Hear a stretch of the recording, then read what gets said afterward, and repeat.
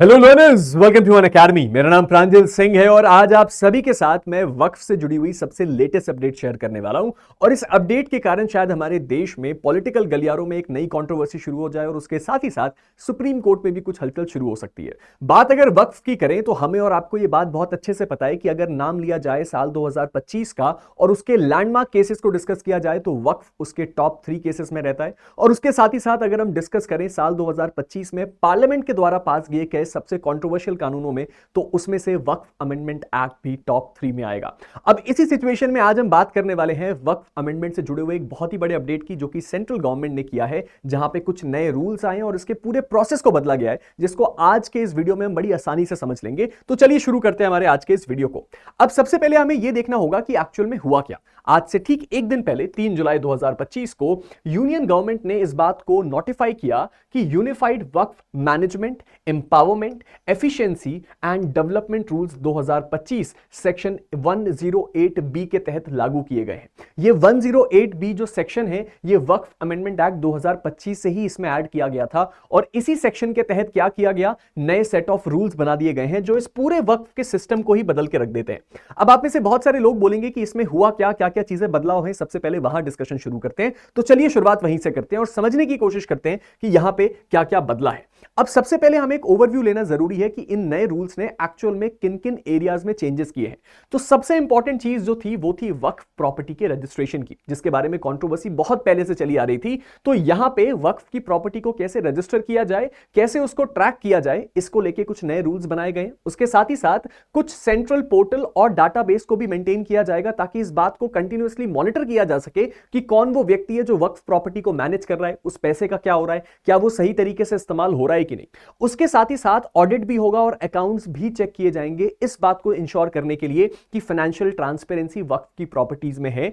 उसके साथ ही साथ जो आपका ये कॉन्सेप्ट है मुतावली का, यानी कि वक्फ का जो मैनेजर होता है उसके ऊपर भी बहुत सारी जो आपकी रिस्पॉन्सिबिलिटीज हैं वो दी गई हैं। उसके साथ ही साथ उनके ऊपर भी एक चेक रखने का एक नया रूल बनाया गया है। और उसके साथ ही साथ मेंटेनेंस सपोर्ट के क्लॉजेस भी ऐड हो गए हैं, यानी कि वक्फ की प्रॉपर्टी से मिलने वाले पैसों को आप ऐसे और कौन कौन सी जगह इस्तेमाल कर सकते हैं जिससे कि मुस्लिम कम्युनिटी के अंदर ही वेलफेयर किया जा सके। अब चलिए इसको फटाफट एक एक करके देखना और समझने की कोशिश करते हैं। सबसे पहला जो टॉपिक है वो है वक्फ पोर्टल और सेंट्रल डेटाबेस का। इस रूल ने सबसे बड़ा जो बदलाव किया है वो है सर एक यूनिक आईडी बनाने का, यानी कि अब से एक यूनिक आईडी बन जाएगी जो कि ऑटो जनरेटेड होगी। वो कोई एक पर्सन उसके लिए रिस्पॉन्सिबल नहीं होगा, जो कि हर एक वक्फ और उसकी प्रॉपर्टी को मैनेज करेगी। यानी कि अब जितनी भी वक्फ की प्रॉपर्टीज हैं जो अब इसके बाद से लागू करी गई हैं 8 अप्रैल के बाद से, उन सब के पास एक यूनिक आईडी होगी। उसके साथ ही साथ एक पोर्टल बनाया जाएगा जो कि इस बात को ट्रैक करेगा, मॉनिटर करेगा और यह बात इंश्योर करेगा कि वक्फ की प्रॉपर्टी किसके पास है, कहां है और कैसे मैनेज करा जा रहा है, और इसको कोई भी वहां जाके ट्रैक कर सकता है। इसके साथ ही साथ जो आपके जॉइंट सेक्रेटरी लेवल के एक अधिकारी हैं जो कि आएंगे हमारे सेंट्रल मिनिस्ट्री से, वो क्या करेंगे, वो इस पूरे के पूरे प्रोसेस को सुपरवाइज करेंगे, यानी कि इस वक्फ पोर्टल और सेंट्रल डेटाबेस को।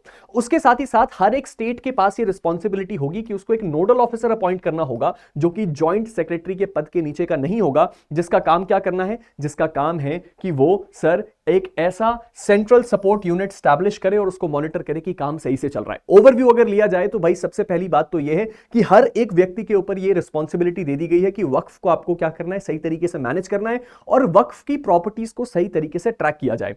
लेकिन इससे भी बड़ा अपडेट आपको देखने को मिलेगा यहां, वो है रजिस्ट्रेशन ऑफ मुतावलीज पे। अब ये क्या कॉन्सेप्ट है, हर एक वक्फ प्रॉपर्टी का एक मैनेजर होता है जिसको हम मुतावली कहते हैं।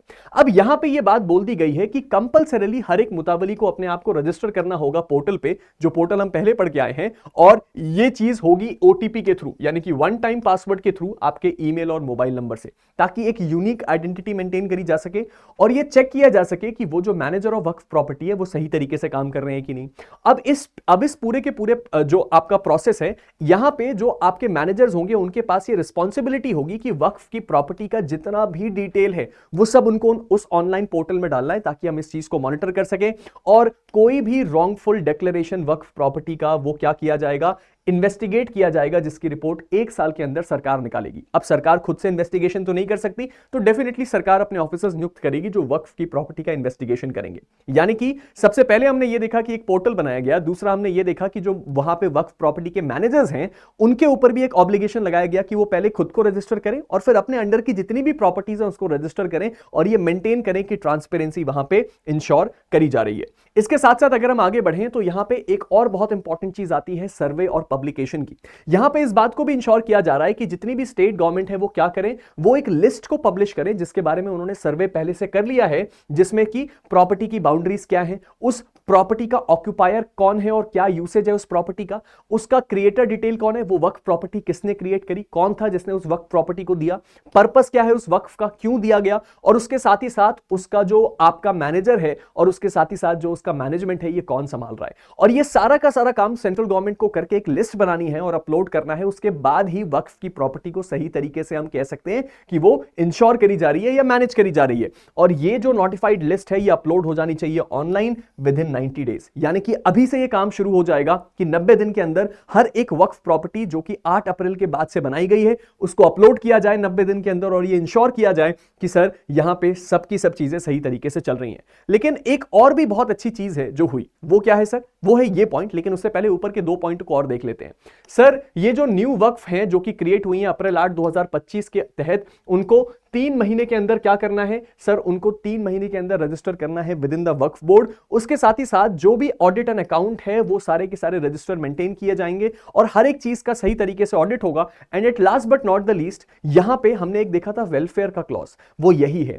वुमेन और ऑर्फेंस के लिए यहां पे एक और क्लॉज बनाया गया है जो ये कहता है कि सर यहां पे कुछ ऐसे प्रोविजंस नए रूल ने बनाए हैं जो कि वक्फ प्रॉपर्टी से आने वाले गेन्स यानी कि जो भी उससे मॉनेटरी बेनिफिट हो रहा है उस पैसों को इस्तेमाल किया जाए विडोज यानी कि विधवा औरतें, डिवोर्स्ड वुमेन जिनका तलाक हो चुका है, और ऑर्फेंस यानी कि जो अनाथ हैं उनके मदद करने के लिए। तो वक्फ प्रॉपर्टी का जो भी आपका गेन्स है उसको यहां पे भी यूटिलाइज किया जाएगा।